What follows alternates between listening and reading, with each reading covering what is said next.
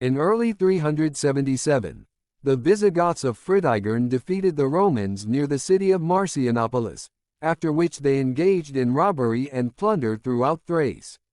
From the Danube to the territory of the empire arrived more and more new hordes of barbarians, and, in the end, the Emperor Valentus was forced to return from Antioch, where he fought with the Persians in Thrace. Preparations for the decisive battle with the barbarians began. From the moment of destruction of the troops of comite Lupitsin near Markianople about the peaceful life in Thrace could forget. Gangs of barbarians roamed the countryside and even made attempts on the cities. The most unpleasant circumstance was that the number of brigands was constantly increasing. As we remember, when the Goths crossed the Danube, the Roman authorities actually organized famine and riots, so that the barbarians had to sell their children into slavery to buy bread. Some sold themselves, wishing to avoid starvation. Now all these slaves were happily returning to their tribesmen. In addition, other slaves and laborers from the mines were fleeing to them. The disgruntled workers were eager to show the robbers where the owners' goods were hidden and where the owners themselves were trying to escape. To top off the trouble, Fritigern was joined by two hitherto quite neutral Gothic detachments, which were quartered in the city of Adrianople, modern Turkish Edirne, or not far from it. It is assumed that they were in the Roman service. In any case, their leaders Spirid and Kalia did not do anything until now and did not interfere in the events. They remained indifferent even to the outrageous circumstance that their tribesmen looted the country villa of the Adrianople commandant. At the beginning of the same year an imperial order arrived. The detachments of Spirid and Kalia must immediately cross the Hellespont. The leaders asked the commandant for provisions and money for travel expenses, but he flatly refused and demanded that the Goths immediately get out of his city. What can explain such, to put it mildly, unreasonable refusal? Probably by the fact that the commandant suspected the Gothic troops in a robbery raid on his villa. The Germans insisted that they would not move without money and provisions. The irritated commandant, for his part, wanted only one thing: to get rid of them as soon as possible. As a result, he thought of nothing better than to arm the townspeople and set them against the barbarians. It's not hard to guess that in the battle, the Germans prevailed. Now no campaign for the Hellespont was out of the question. Spirid and Kalia with his men joined Fritigern and offered him to capture Adrianople. For some time the Germans really besieged the city, now and then trying to go on the attack. All this was done haphazardly, without siege weapons and without knowledge, so eventually Fritigern declared that he was not at war with the walls, and suggested that the city be left alone. There was plenty of much easier prey around. Until some point, Emperor Valentus had considered the Persians his primary concern and clearly underestimated the Gothic threat. In addition, the Goths were not always victorious. From Adrianople, for example, they managed to drive them away. These small successes relaxed the Romans and deprived them of vigilance. So far, Valentus entrusted the war with the Gothic hordes of two not the most talented of his commanders, Profuture and Trajan. Both of them, according to Marcellinus, were of high opinion of themselves, but were not suitable for war. At the disposal of Profuture and Trajan had parts brought from Armenia. They pushed the Germans back to Dobruja, into the mountains, occupied the passages and locked the enemy.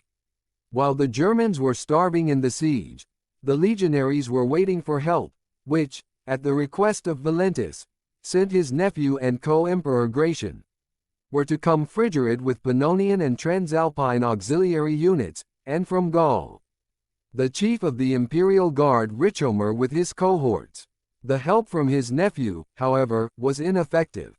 First of all, Frigerides somehow very untimely broke gout, although evil tongues claimed that the disease was only an excuse to avoid the battle. As a result, the overall command was handed over to Richomer. Secondly, the cohorts of Richomer were too few.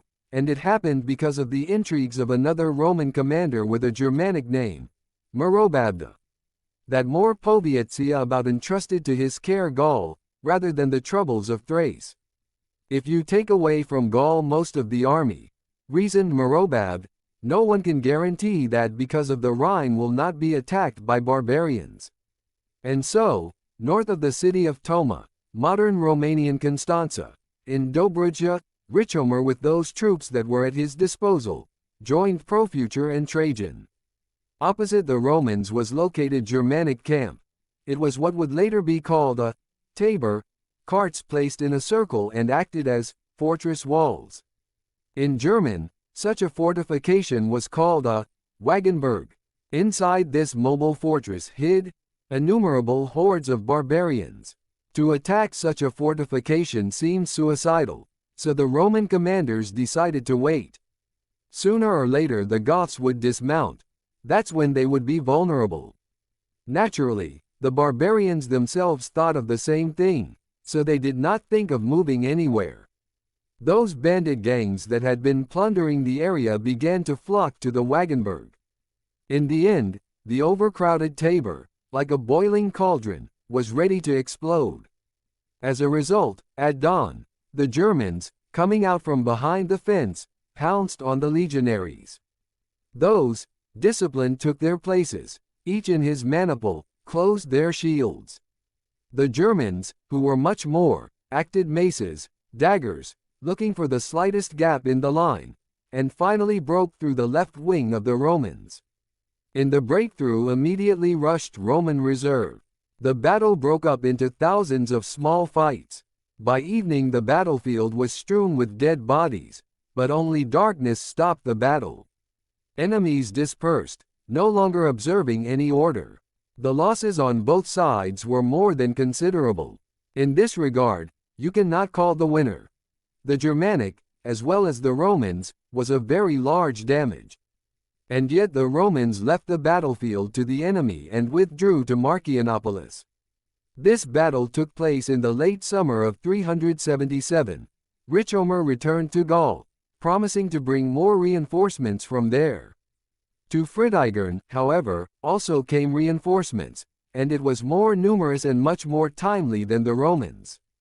Goths called from across the Danube Huns and united with them Alans, the same Huns, from which a few years ago the Germans fled as a natural disaster.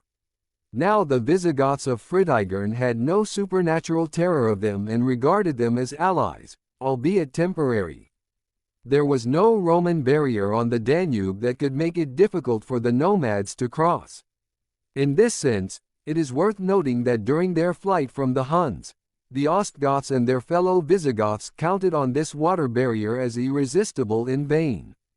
While Richomer was gathering reinforcements in Gaul, Valentus sent to hapless Profuture and Trajan another of his commanders, the master of cavalry Saturninus. The latter, an experienced warrior, immediately began to establish a line of posts and pickets. And then he was reported that the Ostgoths Elatia and Safraca, and with them Alans and Huns, were coming to join the Germans. Saturninus quickly removed all the posts, gathered his men and retreated, realizing that to hold the position will not be possible even at the cost of very heavy losses. This measure was quite reasonable, but it left the area completely defenseless. All of Thrace from the Rhodope Mountains to the Black Sea was at the mercy of the Germans and their allies. A barbaric darkness literally covered the land. Near the town of Dibalta, near the present-day Bulgarian Burgas on the Black Sea, the barbarians encountered a tribune of Barcomer Scutarians. As we see, another absolutely not Roman name, most likely, Gaulish. He and his men were camping, and the Roman camp is a real work of fortification art, when a wild horde came upon him. Barcomer was not confused, ordered to sound the trumpet for battle and marched on the enemy. The battle was persistent and bloody, but the forces were unequal. The Roman infantry did not resist the barbarian cavalry, and Barcomer himself was killed. After that, as far as it was known to Fritigern, the danger to the barbarians could represent only Frigerid, the same Roman commander, who, suffering from gout, evaded the battle. Fritigern proposed to get rid of this threat, and the army supported their leader. Frigerid at this time, on the orders of Valentis, returned to Thrace and settled in Baro, Bulgarian Stara Zagora, from where he observed the dubious course of affairs, keeping under control the road that led from the Shipka Pass to the valley of the Maritsa River. In other words, Frigerid intended to pursue a defensive concept of conducting this war.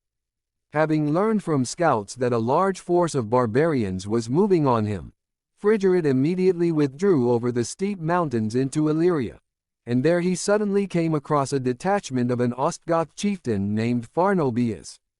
He was quietly plundering, unaware of the danger hanging over him. Frigerides attacked him and killed many of his men, including Pharnobius himself. The survivors, however, were numerous enough that Frigerides, graciously, allowed them to settle near the Italian cities of Mutina, Regia and Parma.